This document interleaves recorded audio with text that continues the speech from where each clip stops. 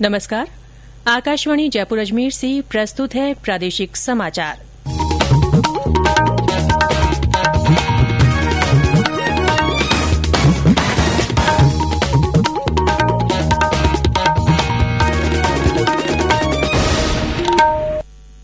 मुख्य समाचार।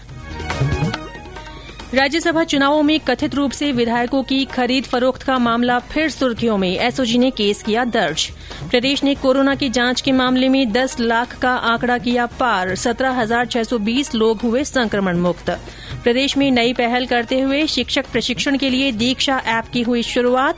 और विश्व जनसंख्या दिवस आज, राज्य स्तरीय समारोह में उल्लेखनीय कार्य करने वाले जिलों और पंचायतों को किया जाएगा सम्मानित।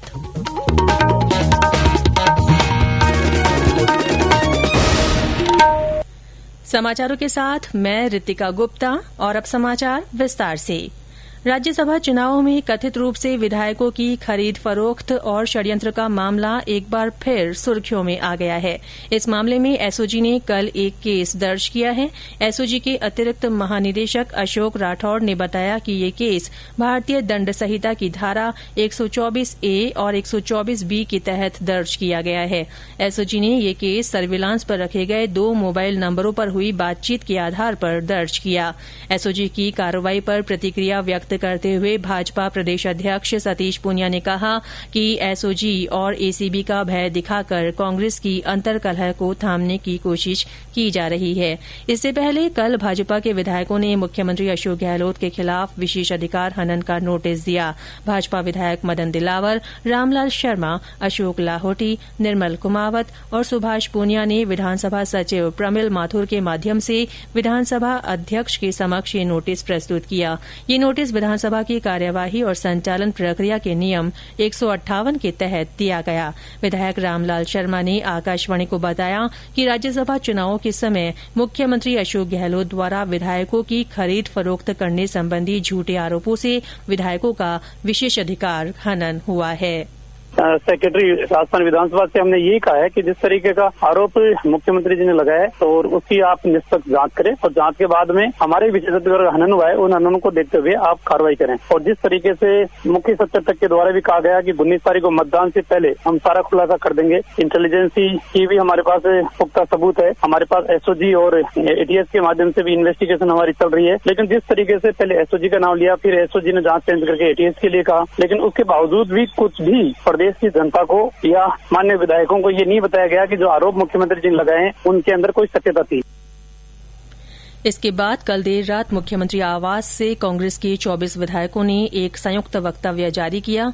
मुख्य सचेतक महेश जोशी और उप मुख्य सचेतक महेंद्र चौधरी की ओर से जारी प्रेस विज्ञप्ति में भाजपा पर कांग्रेस और उसके समर्थित विधायकों को प्रलोभन देने के आरोप लगाए गए और कहा गया कि कांग्रेस सरकार को गिराने की साजिश की जा रही है। गौरतलब है कि राज्यसभा चुनाव से पहले मुख्यमंत्री अशोक गहलोत ने भाजपा पर विधायकों की खरीद फरोख्त और प्रलोभन देने का आरोप लगाया था। इसे लेकर मुख्य सचेतक महेश जोशी ने भ्रष्टाचार निरोधक ब्यूरो और एसओजी में शिकायत कर जांच की मांग की थी। भारतीय खाद्य निगम ने कहा है कि उसके पास विस्तारित प्रधानमंत्री गरीब कल्याण अन्न योजना के अंतर्गत मांगों की पूर्ति के लिए खाद्यान्न का पर्याप्त भंडार है।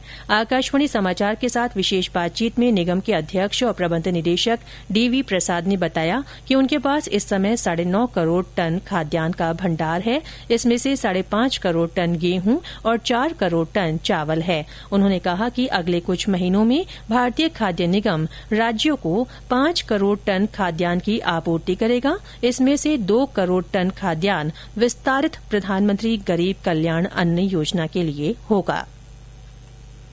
प्रदेश ने कोरोना की जांच के मामले में 10 लाख का आंकड़ा पार कर लिया है। अब तक 10,09,195 नमूने लिए गए हैं। इनमें से 9,81,938 में संक्रमण नहीं मिला है। वहीं अब तक 23,174 में कोविड-19 की पुष्टि हुई है। इनमें से 17,620 लोग संक्रमण मुक्त हो चुके हैं। हालांकि पिछले एक सप्ताह से राज्य में रोजाना 500 से ज्यादा लोगों में कोरोना संक्रमण की पुष्टि हो रही है। कल भी कोरोना के 611 रोगियों का पता चला। इसके साथ ही सक्रिय मरीजों की संख्या बढ़कर 5057 हो गई। संक्रमण के कारण अब तक 497 लोगों की मृत्यु हो गई। कल अलवर में सबसे ज्यादा 126 कोरोना संक्रमित मिले। इसके अलावा जोधपुर में 114, पाली में 71, जयपुर में 46, अजमेर में 36, बीकानेर में 35 और भरतपुर में 25 लोगों में संक्रमण की पुष्टि हुई है। ये समाचार आकाशवाणी जयपुर अजमेर से प्रसारित किए जा रहे हैं। प्रादेशिक समाचार बुलेटिन आप हमारे ट्विटर हैंडल @AIRnews_ जयपुर पर फॉलो कर सकते हैं। प्रदेश में शिक्षक प्रशिक्षण के लिए नई पहल की गई है। इसके तहत शिक्षकों की क्षमता संवर्धन के लिए दीक्षा ऐप से डिजिटल शिक्षक प्रशिक्षण दिया जाएगा। शिक्षा राज्य मंत्री गोविंद सिंह डोटासरा ने बताया कि कोरोना के इस विकट दौर में शिक्षकों के प्रशिक्षण में किसी तरह का व्यवधान न हो, इसे ध्यान में रखते हुए अपनाए गए नवाचारों के अंतर्गत ये पहल की गई है। उन्होंने बताया कि इसके तहत कक्षा 1 से 8 तक के शिक्षकों के लिए विभिन्न प्रशिक्षण मॉड्यूल दीक्षा ऐप के अंतर्गत उपलब्ध कराए गए हैं। श्री डोटासरा ने राज्य के शिक्षकों का आह्वान किया कि वे इस डिजिटल नवाचार में अधिकाधिक भाग लें। Council for Indian school certificate examination CISCE ने ICSE की 10वीं और ISC की 12वीं कक्षा के परिणामों की घोषणा कर दी है। परिषद ने कहा कि 10वीं कक्षा के उत्तीर्ण विद्यार्थियों की संख्या 99.34% है और 12वीं कक्षा के कुल 96.84% विद्यार्थी पास हुए हैं। फरवरी और मार्च में होने वाली ये परीक्षाएं कोविड-19 महामारी के कारण स्थगित करनी पड़ी थी। बाद में कोविड-19 रोगियों की संख्या बढ़ने के कारण परीक्षाएं रद्द करनी पड़ी। इंटरनल परीक्षा के आधार पर विद्यार्थियों को अंक दिए गए थे। काउंसिल ने कहा कि अगर कोई विद्यार्थी संतुष्ट नहीं है तो वो दोबारा परीक्षा दे सकता है, जिसकी तारीख बाद में घोषित की जाएगी। इधर मानव संसाधन विकास मंत्रालय ने राष्ट्रीय मुक्त विद्यालयी शिक्षा संस्थान NIOS की इस महीने होने वाली परीक्षा स्थगित कर दी है। मंत्रालय ने एक ट्वीट में कहा कि परिणाम संस्थान की सक्षम समिति द्वारा तय मूल्यांकन के आधार पर घोषित किए जाएंगे। विज्ञान और प्रौद्योगिकी विभाग की ओर से आज स्टार्टअप इनोवेशन आइडियाथॉन 2020 का वेबिनार के माध्यम से प्रदेश में आयोजन किया जाएगा। इसमें साइबर टेक्नोलॉजी और बिजनेस इंक्यूबेटर विशेषज्ञ भाग लेंगे।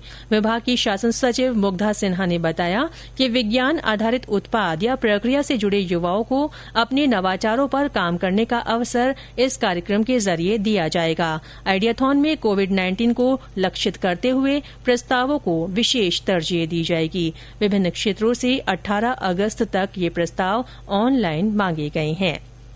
आज विश्व जनसंख्या दिवस है। इस अवसर पर राज्य स्तरीय समारोह जयपुर के स्वास्थ्य भवन में आयोजित किया जाएगा। वीडियो कॉन्फ्रेंसिंग के माध्यम से होने वाले इस समारोह में मुख्य अतिथि चिकित्सा मंत्री डॉ रघु शर्मा होंगे। कार्यक्रम में परिवार कल्याण के क्षेत्र में उल्लेखनीय कार्य करने वाले जिलों और पंचायतों को सम्मानित किया जाएगा।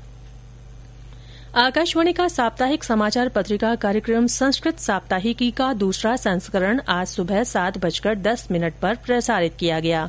इस कार्यक्रम का दोबारा प्रसारण कल सुबह 7:10 पर किया जाएगा। ये कार्यक्रम हमारी वेबसाइट newsonair.com और न्यूज ऑन AIR ऑफिशियल पर भी उपलब्ध रहेगा। इस साप्ताहिक प्रसारण में हफ्ते भर के प्रमुख कार्यक्रमों, संस्कृत जगत के समाचार, संस्कृत साहित्य में निहित मानवीय मूल्यों, दर्शन, इतिहास, कला, संस्कृति और परंपराओं के बारे में जानकारी दी जाती है।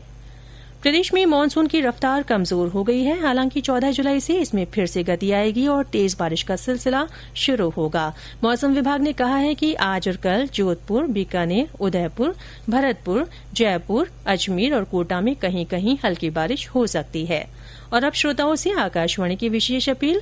श्रोताओं, देश में लॉकडाउन समाप्त हुआ है, कोरोना नहीं। इसलिए स्वयं की सुरक्षा और आमजन की रक्षा के लिए मास्क पहनें, सार्वजनिक स्थलों पर लोगों से 2 गज की दूरी बनाए रखें और कोरोना से बचाव के उपाय अपनाएं और अफवाहों पर ध्यान न दें।